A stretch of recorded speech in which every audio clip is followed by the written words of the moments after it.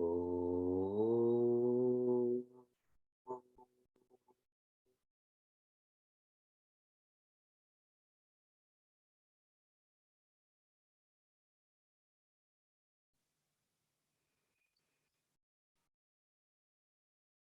Welcome to Meaningful Mornings. How stupid those misers are who fail to practice the law of hospitality. They succeed in being poor in the midst of plenty. By Valluvar. Don't be such a stupid person, such a foolish person. How not to be? Be grateful. Be generous. Let us quieten our minds to feel grateful, and then we'll open our eyes and be generous.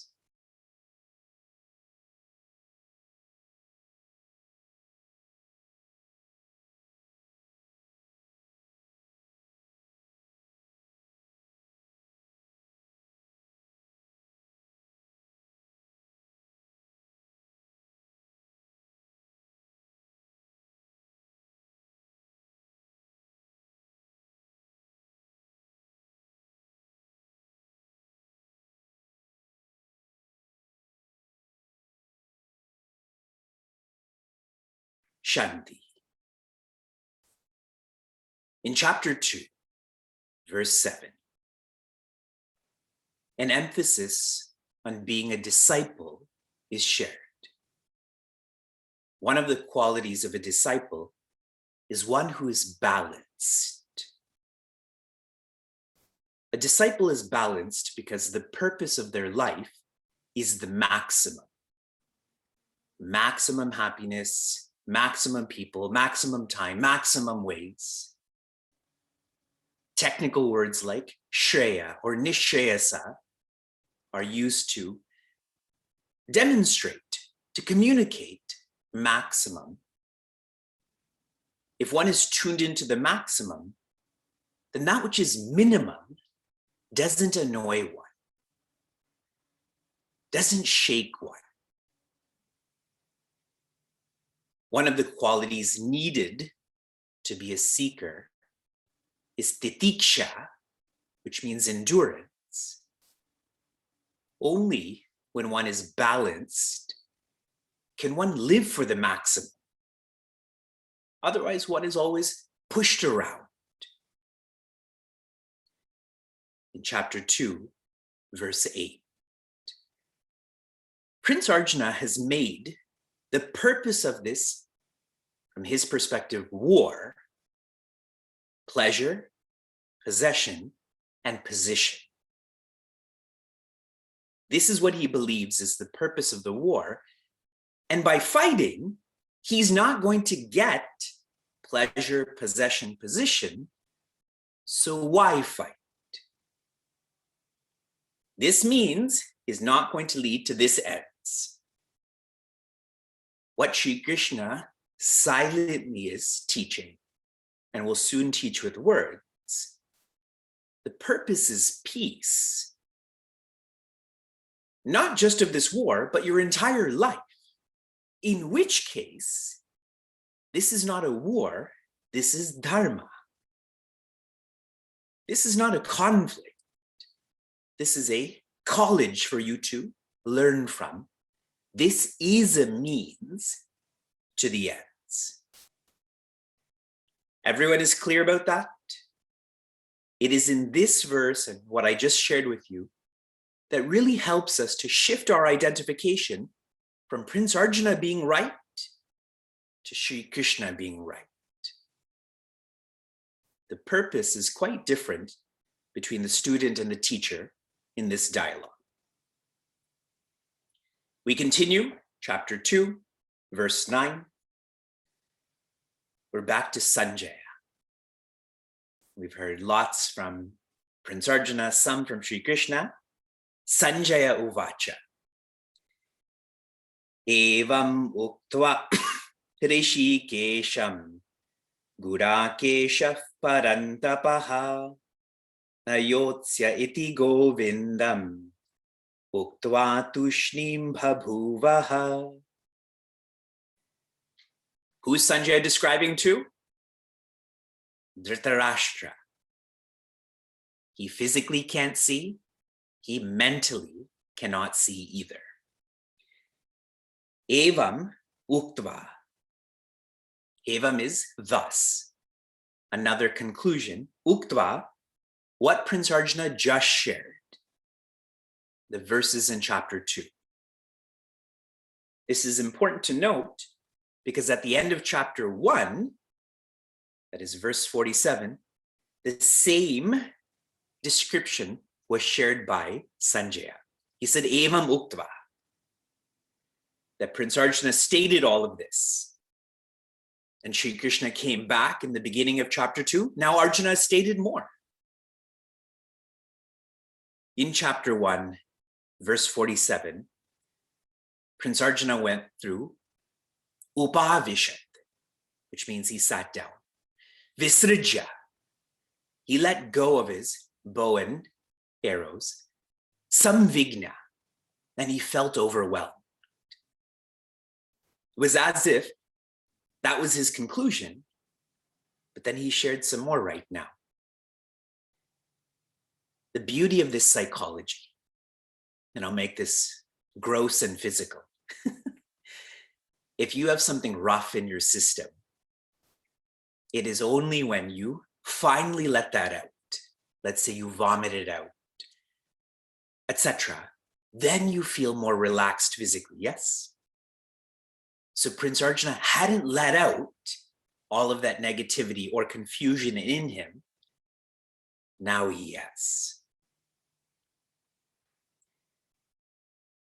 He's speaking all of this to Rishikesha. This is a name for Sri Krishna, which means the one who's in control. In the second line, Gurakeshaha Parantapaha, these are different names of Prince Arjuna. Gurakesha, the one who is not subject to sleepiness, to laziness, or escaping. Yet that's exactly what he's doing right now.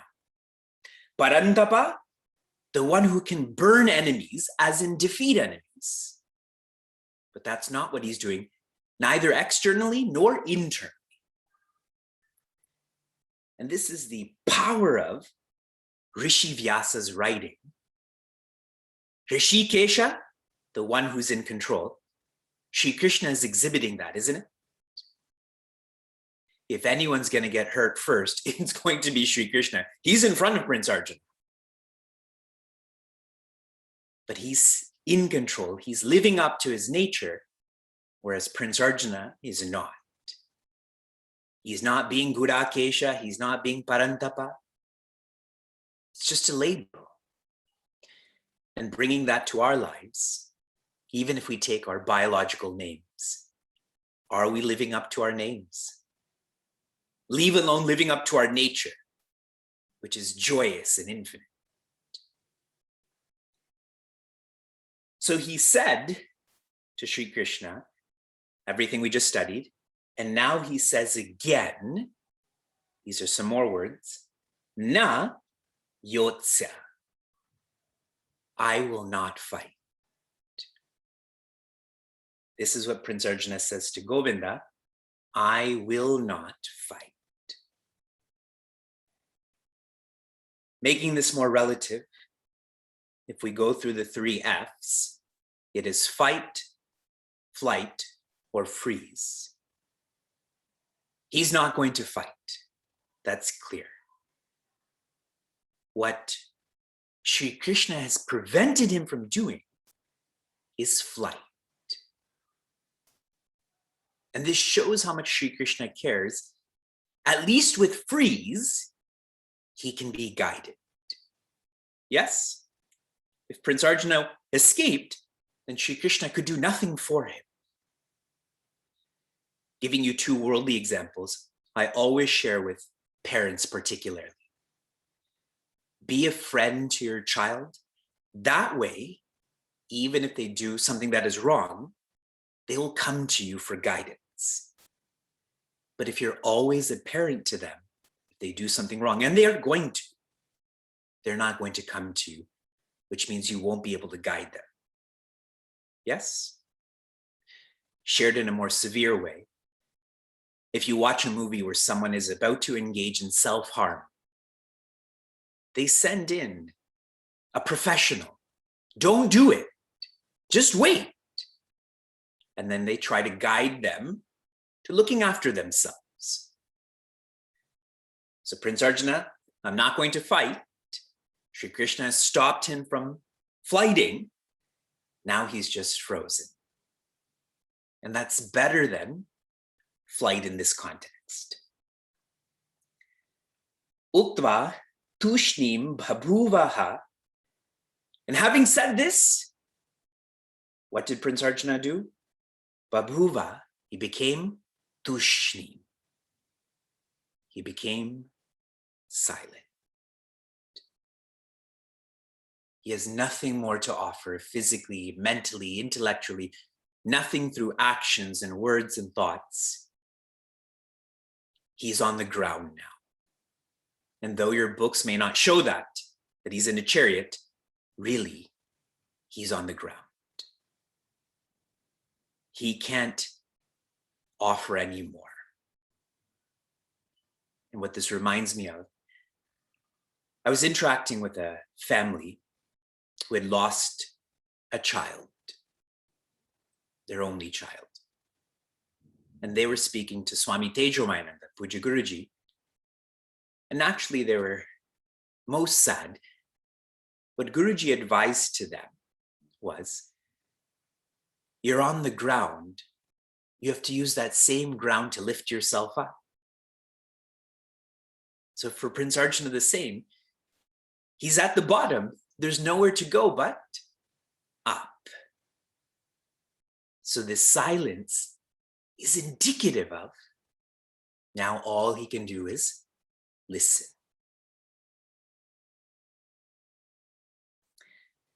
We'll continue from inspiration to application. The recent application was, what circumstance made you a seeker? Even better, a disciple. You're welcome to share in the chat.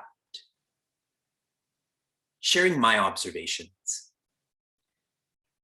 When I had finished business school and I started to work in commercial real estate, then I felt the last puzzle piece in what I wanted in my life was present now, as in free access to money. I can make lots and spend lots without any jurisdiction from my parents. And I experienced that. I'm fortunate that my parents took my sisters and I traveling lots. I think by the time I entered university, I'd been to 25 countries. And because I had that vasana now that I have money and I control my life more, as if I traveled just as much. But what I needed, peace, even with that last puzzle piece, I never felt peaceful. It is that conviction that no combination, no permutation of A's, B's, and C's are going to create peace that made me a seeker, that, at least in name, made me a disciple. And I know we all are the same way. It's simply a matter of, are you proactive about this or reactive? Those who are proactive will smile more. Those who are reactive will have to get kicked much more before they smile more. Your application for this morning. I want you to reflect on one of the lowest parts of your life, just one. And what did you do to come out from that sense of feeling low? Shanti, Shanti. Shantihi. Be safe, be sound, be serene, be happiness.